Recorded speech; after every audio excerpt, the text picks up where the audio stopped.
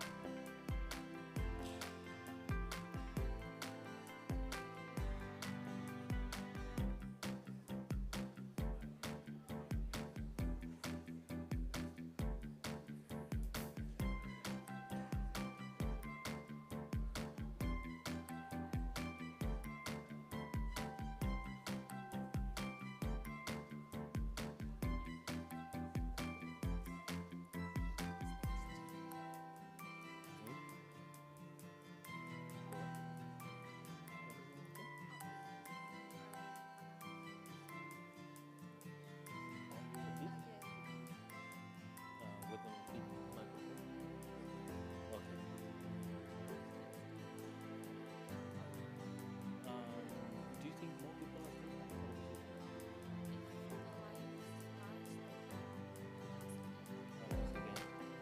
okay. Yeah. Okay, let me call my moderator then. We will start in a minute and then. Oh, Babu.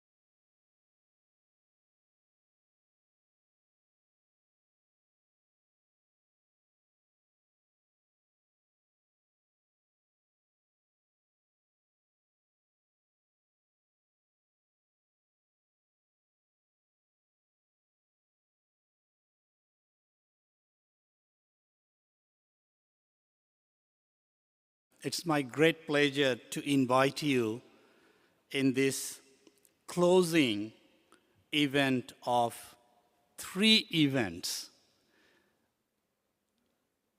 And we know that there are meetings happening in parallel, so don't get surprised that the meeting room has less people because of not the lack of interest that people would like to hear your outcome, but because of their other engagement as we are running things in parallel. And I know that many of us are very familiar with the parallel session happening, and this is nothing new for us that the room is not fully occupied by the participants, but I'm sure it is very important for us to hear the outcomes of the 3 parallel track discussion happen, and it is going to be very useful who are not in the room, but who will be reading it when we are finishing it.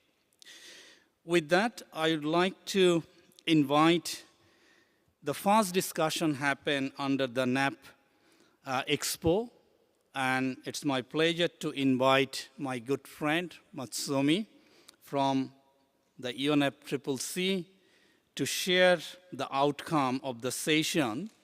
And for your information, Matsumi lead the team on the least developed countries expert group and the NAP unit. So over to you, Matsumi. Thank you very much, Babu, and thanks for mentioning that indeed it is not that the room is empty, it's just that we have equally important events happening. So we will be brief. I will share the reflections from what we have had over the 2.5 days that we have been here. And the NAP Expo, the way we run them, we also document the resources online. So the barcode there will take you to the website of the Expo where you will see information about this and other previous Expos. So to go straight into what I will present to you, this is the program that we followed today of the 3 days. That shows you the events that we went through. We went through interesting events that looking at food, we looked at coastal systems, we looked at hazards including floods. We also looked at financing for NAPs, including action at national and subnational levels, multi-stakeholder engagement. So for a few highlights, this is not a complete summary or a report per se, but this is just some quick reflections. What we have learned in this Expo is that 2023 marks an important year to scale up adaptation. It is a different year because we are working towards articulation of the global goal on adaptation. This will bring together or close the set or what we call the Paris Agreement ambition set.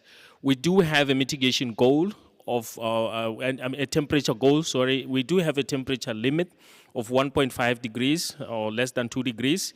We do have a finance goal, but we do not have a well-articulated global adaptation goal. And hence, this COP28 we are leading to is going to articulate the global adaptation goal, which will then bring closer to that set that we need in order to go to higher ambition.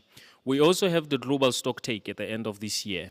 And at the global stocktake, this will be the first inaugural stocktake where we look at where we are, where we need to go, and what more we need to do. And this will also help us in adaptation. There are many things happening as well. There's a conversations on the doubling of adaptation finance and several other things. Hence, this year is very important and different for adaptation in a way. The second part is that everyone has a critical role to play to scale up and transform adaptation to climate change.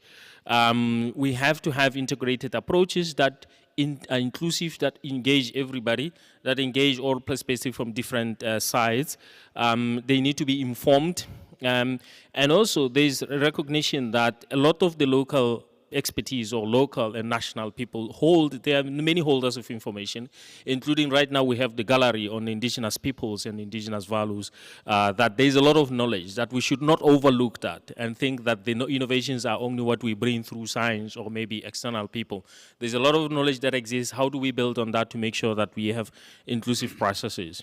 There was also a reflection that access to multi-hazard early warning systems is among the most effective means to reduce mortality and economic losses. If you had information when a hazard is about to strike, you are able to move from harm's way and be able, and if you are a farmer and you are able to get information about the risk that is coming for the upcoming season, you are able to either modify the way you are going to crop that year, or actually not crop at all if it is posing risks, or even to build, not to build in hazardous areas. Another aspect is that there's a wealth of innovative approaches countries can build on. This range from when we do climate risk assessment. Yesterday we had very interesting presentation on how we have multidisciplinary participatory risk analysis that includes several dimensions, both climate and non-climate aspects, but also index-based vulnerability assessments on that on the other end.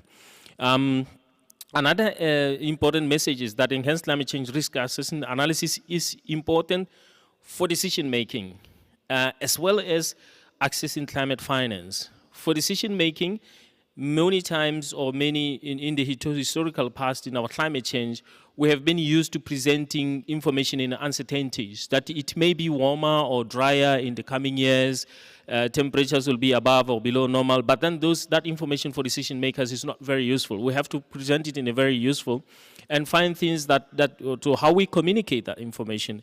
Bearing in mind that there are also local stakeholders. We are using of graphics, for instance, creating storylines that tell a story that this is going to happen to our food, this is going to happen to our livelihoods. Tells a story better than simply presenting that we are going to have 25% reduction in rainfall or precipitation in the next 25 years. It doesn't say much. You have to say, what is that 25% going to do? So it's very important to have that in mind. Regional cooperation is very important. It was mentioned quite a lot also in terms of how do we promote peer-to-peer learning. How do we prepare sharing of knowledge and experiences? As we did say, it was recognized that knowledge already exists in many ways. How do we make sure that that flows? We build upon it. We also had important interventions and presentations from our colleagues from the Green Climate Fund, and interestingly so in their host city, that we have now an updated strategic plan of the GCF for the period 2024-2027. That presents a way to raise ambition towards translating country priorities into climate projects and investments.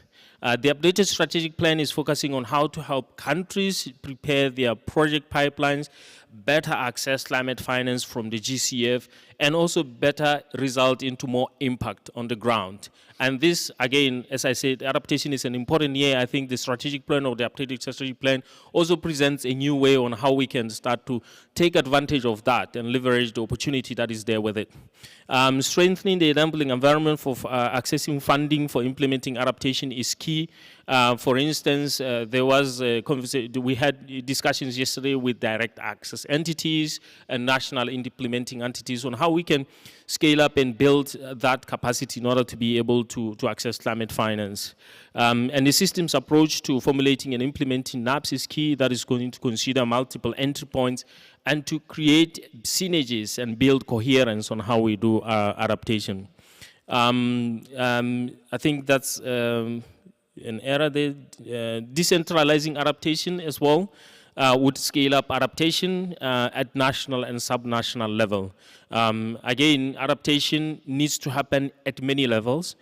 There are actions that would rightfully be driven by the central government, but also there are actions that would more effectively be implemented by local communities at the local level, following the locally led approaches as was presented yesterday. We need to understand all these levels and make sure that we leverage the appropriate levels when we talk about adaptation measures, recognizing things that need to be and should be implemented by the governments because they need that level of investment and push and legislation, but also other things that are to do with the communities that can be led by the communities themselves.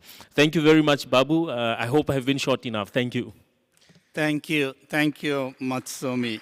I'm not going to mention, but after hearing Matsumi, I thought that maybe I'd like to just mention two things.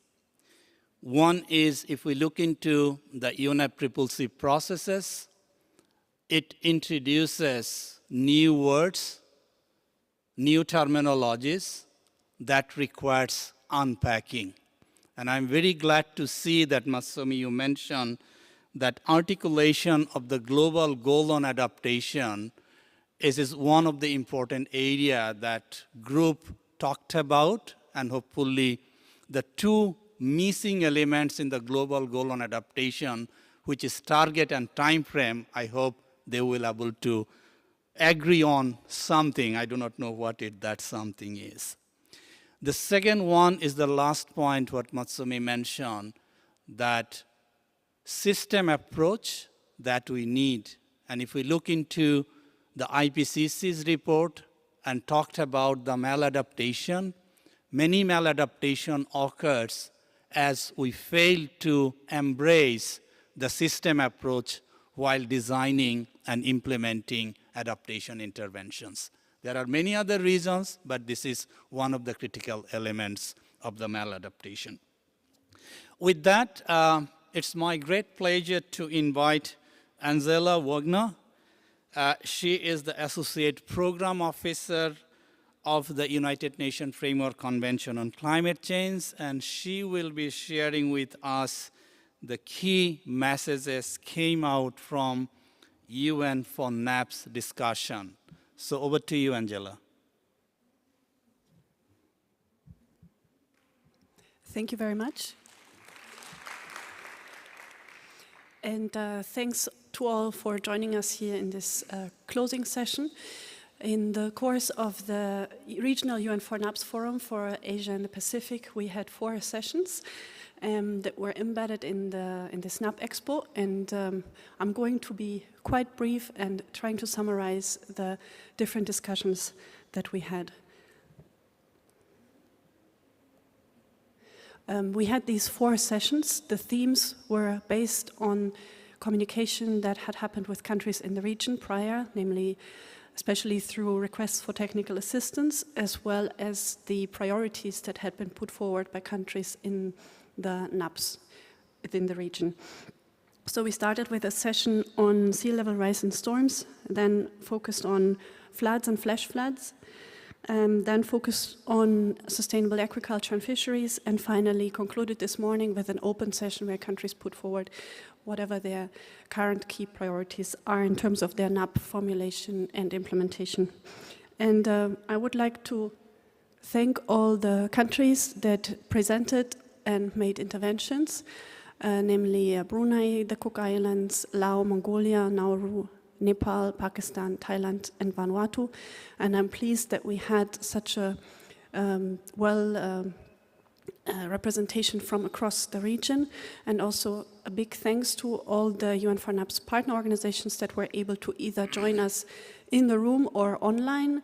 We had FAO, GCF, UNCCD, UNCDF, UNDP, UNDRR, UNEP, UNESCAP, UN Women, and WMO. And a big thanks also to UNESCAP for the initial presentation, where we got a good overview of the challenges in the region and also a high-level view on the kinds of opportunities that are available for countries in the region. Just to summarize, or an attempt to summarize the different discussions that we had, because of course the situation in each country is different, and countries face different challenges, but overall we observe that the challenges have become greater. Many countries are facing unprecedented challenges. They were telling us about the new normal that they now have to work with, and this new normal requires a new thinking, and also many countries stressed that this really requires a proper cross-sectoral approach where also different stakeholders come in. And this is especially true for situations when hazards occur within a short time span, and then when this leads to compound and cascading risks, especially for LDCs and also small island developing states. And countries also stressed that that their NAPs, or their draft NAPs, for those that are still working on the NAPs, really invite the partners to look into them and to see them as opportunities for collaboration. And we had many different kinds of requests for technical assistance that were put forward by the countries, and they echo also a lot of what we just heard from Mutsumi from the discussions in the NAP Expo. Many countries stress that they need support in the multi-stakeholder engagements, in data collections, assessments, in observation and modeling of different climate hazards like floods, sea level rise, and the different impacts, as well as also support for enabling environments. And also many countries refer to, in this context, also to processes under the UNFCCC, like the GGA that we just heard about. As a follow-up to these exchanges that we have had, we will facilitate the follow-up, either through meetings that could still happen here or in the follow-up online. And all countries are invited to also specify additional or their more detailed requests for technical assistance simply by sending an email to un4naps@unfccc.int. And just a final slide again with the main links for UN4NAPS. We invite all to have a look and learn more about the opportunities for assistance that are there, while of course again recognizing, as Mutsumi also said, that the expertise is really in the countries, so we also encourage countries to share with us their experiences and continue to do so, like we have seen in the different sessions throughout this week. With that, thanks a lot, and I'm still here and I'm able to respond to, and happy to respond to your questions. Thank you. Thank you. Thank you, Angela, for sharing key messages. But let me just mention one from there, which is the partnership. And the primary objective behind this UN4NAPS is to bring the different partners together. And we know the benefit when we work together. And this is one of the great examples by bringing the different partners together and supporting countries, not only to formulate their national adaptation plans, but also supporting them for the implementation. And bringing more partners, it will be great help to the countries to advance their adaptation effort and interventions. With that, before I introduce our third speaker, I haven't introduced myself intentionally because we share a common family name. So before I introduce our third speaker, let me introduce, my name is Muzaharul Alam. I work for United Nations Environment Program in the Asia Pacific office as a regional coordinator, and I provide support to 41 countries in the region in their climate action. So it's my great pleasure to introduce Mariam Alam. She is the Adaptation Committee co-chair, and she will be sharing us the outcome of the meeting happened yesterday and day before yesterday. So over to you, Mariam. Thank you very much, Muzaharul. Indeed, gladly we share the last name across regions, across borders, but maybe it's the same family in the end, and it's the same family working on climate together. And as you have rightly said, I think the purpose of this Korea Global Adaptation Climate Week, but the wider Asia-Pacific network is very good because, as the quote says, if we want to go faster, we go alone, but we want to go further, we need to go together.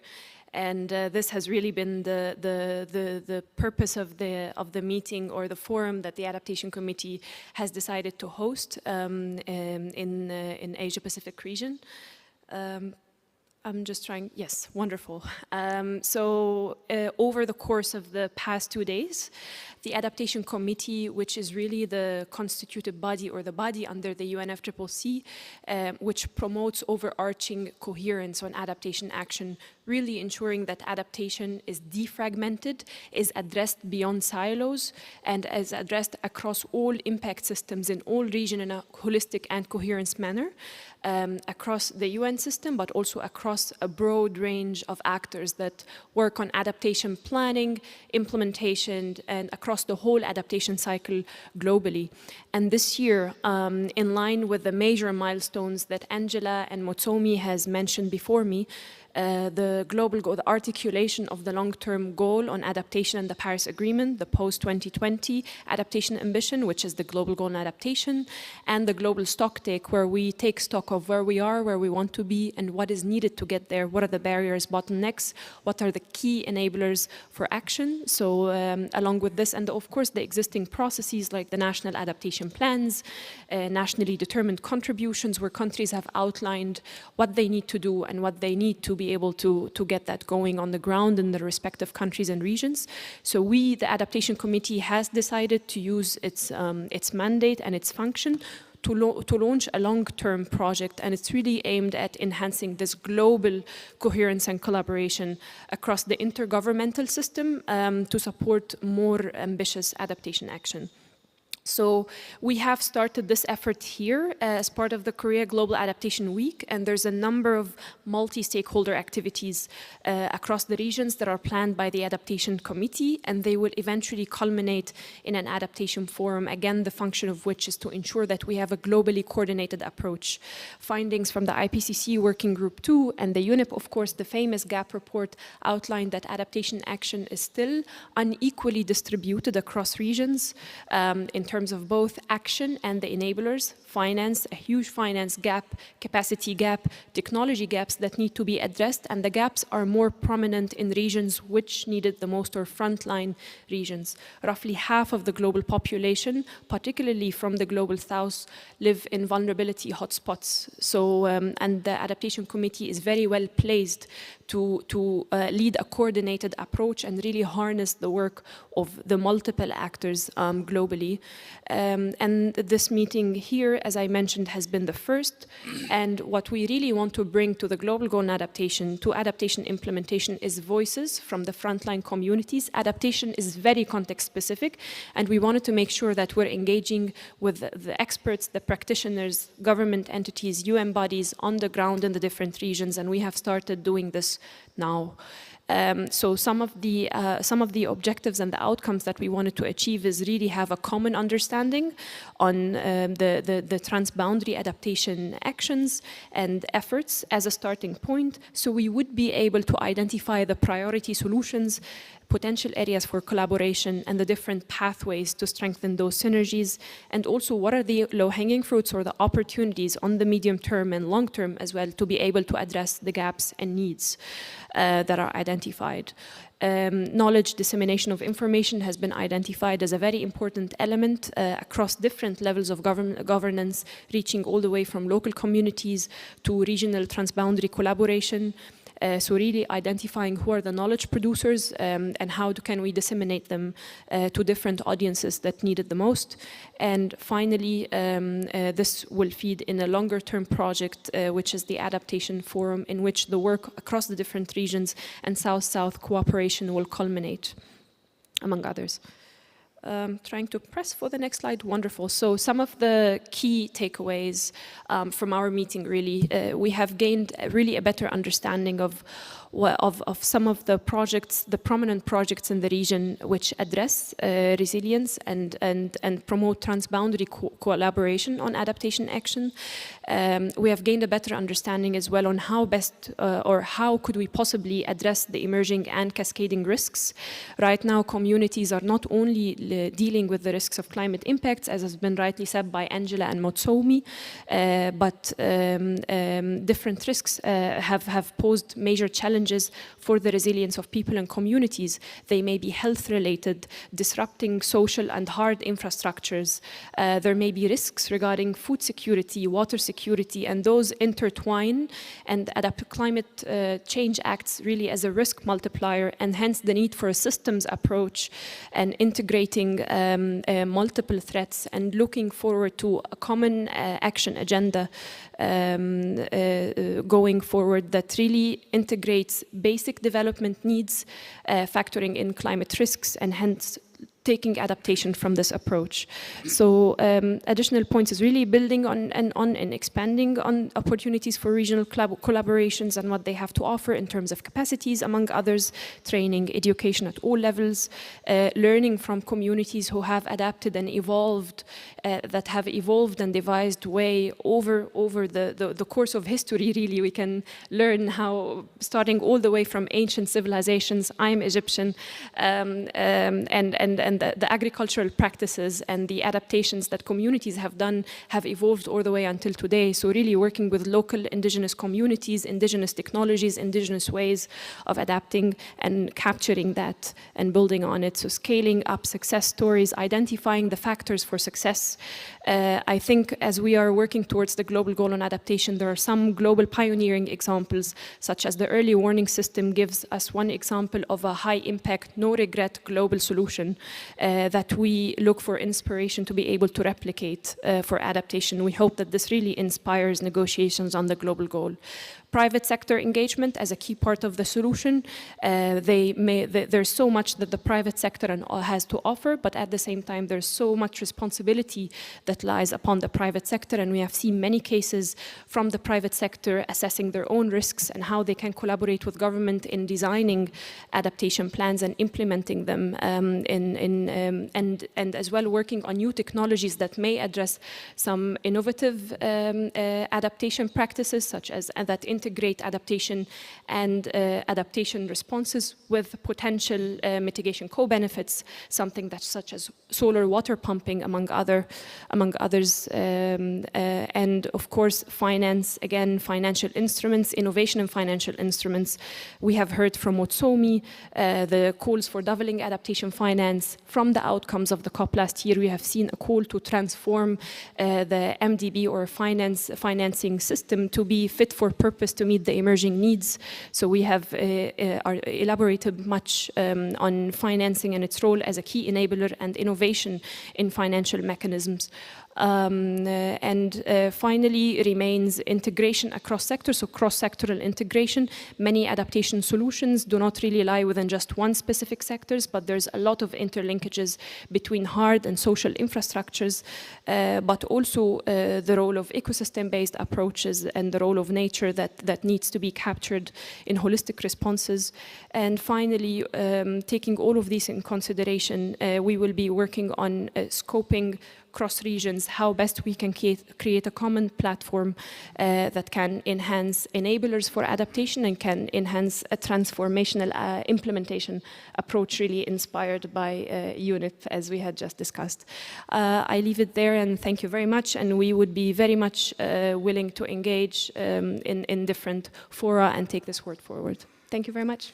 Thank you, Mariam. Before I conclude, I'd like to just make maybe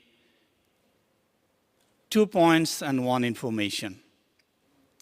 One is the repeating the words that we have heard from 3 presenters. One is the system approach that came very clearly.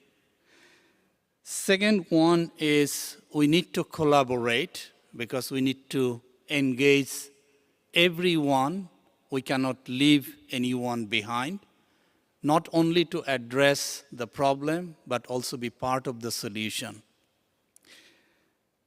The third one, which we have heard, the adaptation in the context of also the transboundary risk. We know that adaptation needs to be happen where the problem lies, the local, the sector, but also it has an implication on the transboundary issues.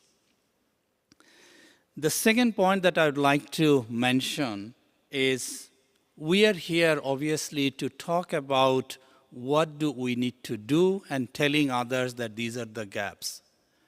But also think about where you are working, the organizations that you are working, and what you can do, not only telling others that what needs to be done, and start doing it from today. And that's the way we can also see the changes that we'd like to see, but starting from our own action and activity. Let me just end as a part of the information, but also the last point that Mariam mentioned, is a space to facilitate the collaboration.